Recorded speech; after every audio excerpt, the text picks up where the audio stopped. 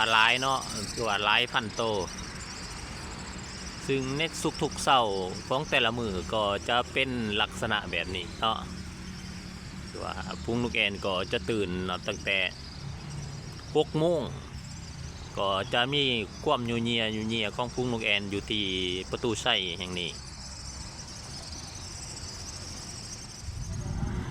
มือนี้บ้านน้อยก็มาเที่ยวประตูไส้เนาะก็ถือว่ามาเที่ยวตอนเช้าเนาะถือว่าอากาศสดชื่นดีหลายเนาะตอนเช้าของมือนี้ก็ถือว่ามีหมอกน้อยหนึ่งเนาะแต่บ้านน้อยก็มาเห็นสิ่งหนึ่งเนาะพ่อแม่พี่น้องนี่จ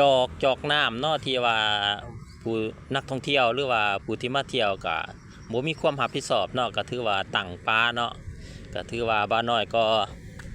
จะเก็บไปถิ่มเนาะเพื่อความสะอาดจบงามเพื่อสิ่งแวดล้อมที่ดีงามแล้วก็จะเก็บไปถิ่มอยู่ที่เพิ่นก็จะมีบอนถิ่มทั้งขี้เหงื่ออยู่เดี๋ยวบ้านน้อยจะเลี้ยวหาก่อนเพิ่นมีบอนถิ่มทั้งขี้เหงื่อพุ่นเดี๋ยวบ้านน้อยก็จะเอาไปถิ่มก่อนตัวนี้ก็อยากฝากถึงผู้ที่ว่ามาเที่ยวเนาะหรือว่านักท่องเที่ยวก็อยากให้มีความรับผิดชอบเนาะเรื่องความสะอาดจบงามแนวใดมันจะเฮ็ดให้สถานที่ท่องเที่ยวเป็นตาหนาเบิงหนาส้มของสังคมตอนนี้ก็มาฮอดบอนทีมขี้เหงื่อแล้วเนาะ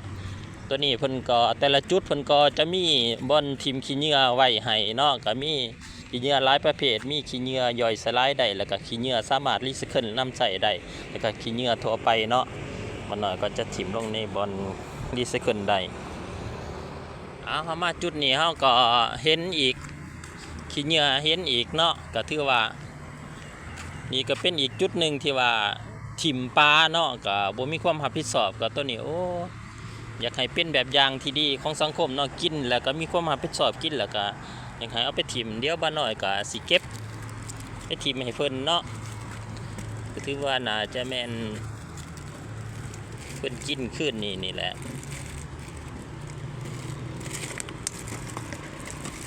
บ้านน้อยเก็บแล้วเนาะบ้านน้อยเก็บแล้วบ้านน้อยก็จะเอาไปถิ่มบอนถิ่มของเพิ่นเนาะคือว่าส่วนหลายก็เป็นจอกน้ำเป็นพลาสติกเนาะเป็นโฟมก็อยู่ประตูไส้นี่แหละคือว่าตัวนี้ก็อยากฝากให้ทุกคนมีความรับผิดชอบเนาะที่ว่ากินแล้วก็ถิ่มพอบอนถิ่มเพิ่นก็มีจัดให้เป็นทีเรียบร้อยแล้วเนาะ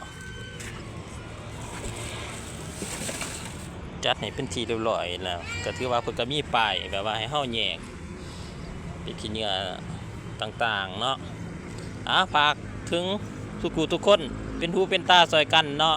มาเล่นมาเที่ยวอยู่สวนประตูไส้ก็ถิ่มให้เป็นระบบระเบียบเด้อบ๊ายบาย